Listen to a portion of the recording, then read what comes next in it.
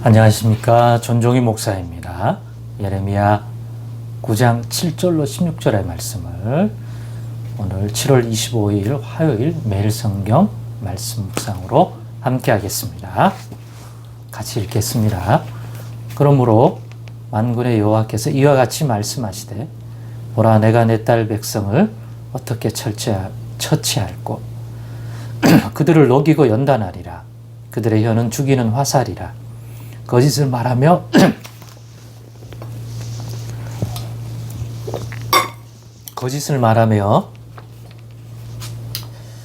입으로는 그 이웃에게 평화를 말하나 마음으로는 해를 꾸민도다. 내가 이 일들로 말미암아 그들에게 벌하지 아니하겠으며 내 마음이 이런 나라에 보복하지 않겠느냐. 여호와의 말씀이니라. 내가 산들을 위하여 울며 부르짖으며 광야 목장을 위하여 슬퍼하나니 이는 그것들이 불에 탔으므로 지나는 자가 없으며 거기서 가축의 소리가 들리지 아니하며 공중의 새도 짐승도 다 도망하여 없어졌음이라. 내가 예루살렘을 무더기로 만들며 승냥이의 굴이 되게 하겠고 유다의 성읍들을 황폐하게 하여 주민이 없게 하리라. 지혜가 있어서 이 일을 깨달을 만한 자가 누구며 여호와의 입의 말씀을 받아서 선포할 자가 누구인고? 이 땅이 어찌하여 멸망하여 광야같이 불타서 지나가는 자가 없게 되었느냐. 여호와께서 말씀하시되 이는 그들이 내가 그들의 앞에 세운 나의 율법을 버리고 내 목소리를 순종하지 아니하며 그대로 행하지 아니하고 그 마음의 완악함을 따라 그 조상들의 자기에게 가르친 바알들을 따랐습니다. 그러므로 만군의 여호와 이스라엘의 하나님께서 이와 같이 말씀하시니라.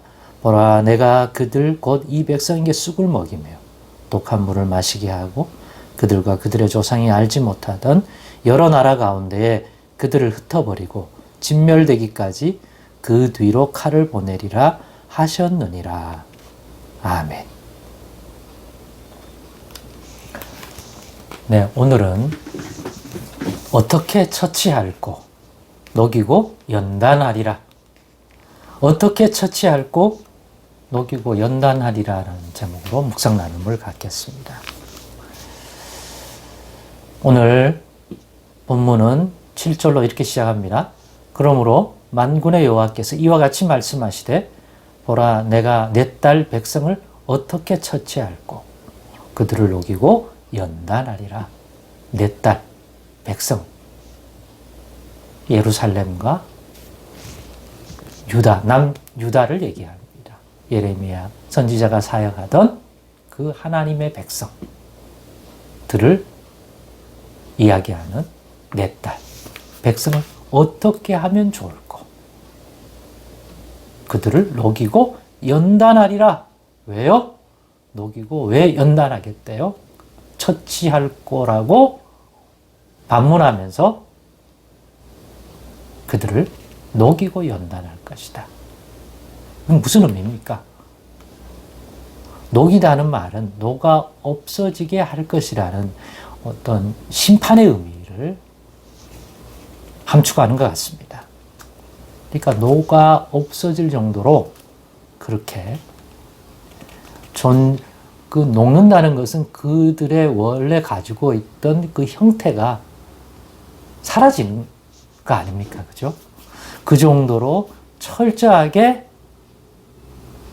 자기 백성, 이스라엘 백성들을, 당시 유다와 예루살렘에 거하던 그 백성들을 그렇게까지 누가 봐도 이제는 하나님의 백성이라. 누가 봐도 복을 받았다. 누가 봐도 그 하나님이 그들을 지켜주신다.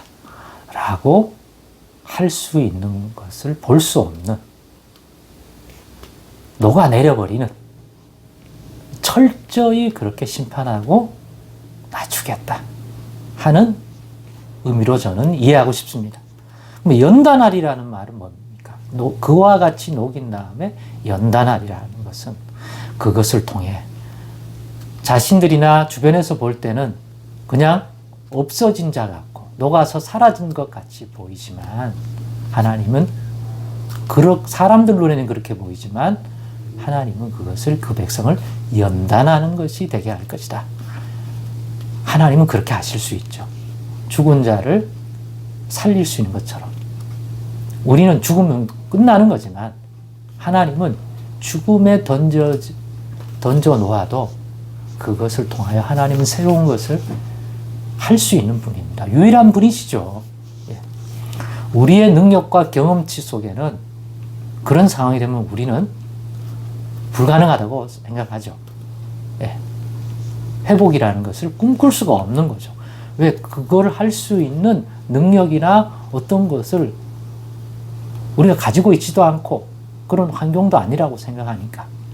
아브라함이 99세 100세가 되었고 사라도 이제 단산한 것이 확실한데 어떻게 우리가 사라와 아브라함 사이에 그 두 사람 스스로 자식을 낳을 수 있다고 생각하겠습니까? 하나님은 하실 수 있죠. 잉태할 수 있는 힘을 다시 부여할 수 있는 유일하신 분 아닙니까? 그런 것처럼 녹이지만 연단이 되게 할 것이다. 연단이란 그것을 통해 새롭게 하신다는 거죠. 그러니까 우리가 이런 하나님의 관점에서 보면 버림받은 것 같고 완전히 그 땅은 황무해져서 어떤 생명체도 존재할 수 없는 그런 황무한 땅이 되어져서 다시는 이스라엘이 회복될 수 없을 거라고 생각하지만 하나님은 그것 역시 이 백성을 새롭게 하는 연단의 손길이 되게 하실 수 있다는 것이죠. 그래서 저는 녹이고 연단하다는 말을 어떻게 처치할고 그 백성이 가진 문제를 생각할 때 오늘 본문에 보면 본문 13절로부터 16절까지가 그들이 그러한 처치를 당하게 되는, 녹이고 연단하게 되는 이유, 그들의 죄악상, 하나님이 보실 때 그 내용이고 또 거기에 부응되어 하나님께서 행하실 심판에 대한 내용이 나오는데 이러한 과정을 마치 이 백성을 녹이는 것 같다. 그러나 그것은 연단이 될 것이다. 사람의 눈에는 연단이 아닌 버림이요 다시는 회복할 수 없게 만드는 그러한 멸망이라고 보일 수밖에 없지만 하나님은 그 과정까지도 이 백성을 새롭게 하는 연단이 될 수 있게 한다. 이 이해가 굉장히 중요합니다. 왜냐하면 오늘날도 우리가 동일한 하나님이 하나님 백성된 그리스도 안에서 하나님 백성된 우리의 삶에도 그와 같은 녹이고 연단하시는 것들을 하실 수 있는 분이기 때문에 우리가 이걸 이해해야 녹임을 받을 때 어떤 하나님을 진노하게 만드는 우리의 허물과 죄악 때문에 하나님이 그렇게 주 안에서 행할 수 있는 거죠. 우리가 느끼기에는 하나님이 없다, 하나님 우리 버리셨다고 생각하지만 아니다. 하나님은 그러한 손길을 또 연단의 하나의 손길로 삼을 수 있는, 사람은 그렇게 하지 못하지만 우리 하나님은 하실 수 있다는 그러한 하나님을 아는 지식을 가지게 된다면 힘들고 어렵지만 겨자씨 하늘만 같은 믿음이라도 그 믿음 가지고 하나님의 구원과 하나님의 치유와 회복을 바라볼 수 있기 때문입니다. 심리적으로는 버림받은 느낌이지만 하나님을 아는 지식과 성령의 도움을 받아 육신이 아닌 진리의 말씀과 영을 통해서는 그 하나님을 바라볼 수 있기 때문입니다. 그러니 이러한 하나님을 안다면 우리는 녹이고 연단하는 그 손길 이전에 이러면 얼마나 힘들겠습니까? 우리 자신이. 이전에 강팍한 마음을 버리고 하나님의 말씀을 받아 하나님의 진노를 촉발시키는 그 죄를 깨달아 우리는 거기서 돌이키는 자들이 되십시다. 녹이기 이전에 주님의 이 경고의 나팔 소리를 듣고 돌이킬 수 있는 그런 분별력, 그런 마음, 오늘도 변함없이 하나님께서 그런 마음 주시기를. 안 그러면 똑같이 되잖아요. 들려줘도 깨닫지 못하고 순종하지 않으려고 할 테니까 뭐 지금도 만만치 않은 것 같아요.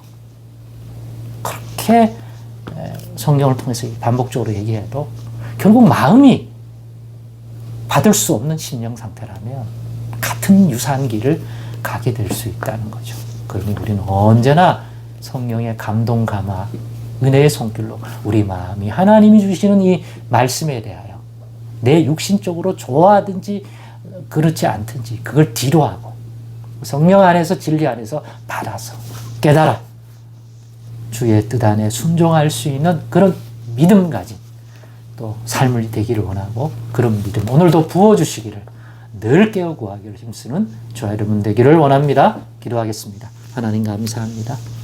오늘도 저희를 돌아보셔서 저의 마음이 죄로 인하여 굳어지지 않도록 언제나 십자가의 은혜로 예수의 이름으로 살펴주옵소서. 그리하여 녹이고 연단하는 그러한 손길 이전에 말씀을 따라 돌이켜 다시 치유하고 회복하는 은혜를 누리는 그런 지혜로운 구원의 백성이 되게 하옵소서. 예수님의 이름으로 기도드리옵나이다.